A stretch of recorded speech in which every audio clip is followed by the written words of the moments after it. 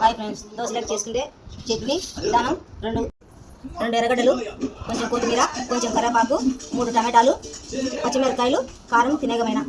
Stove ముట్టించిన Cera పెట్టిన 2 స్పూన్లమైన oil,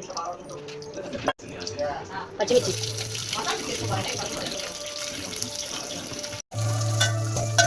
టమాటాలు, కరివేపాకు. ఇప్పుడు ఎర్రగడ్డ, కొత్తిమీర.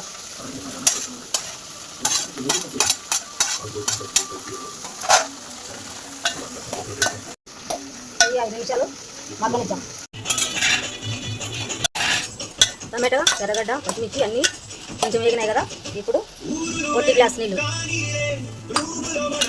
ఈ 2 నిమిషాలు ఉడకనిద్దాం. అన్నీ ఉడికిపోయినాయి. చల్లారినాక మిర్చికి వేసుకొని చూద్దాం.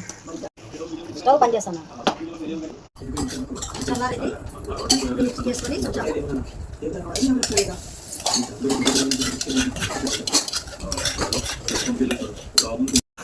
మిర్చికి వేసినాను.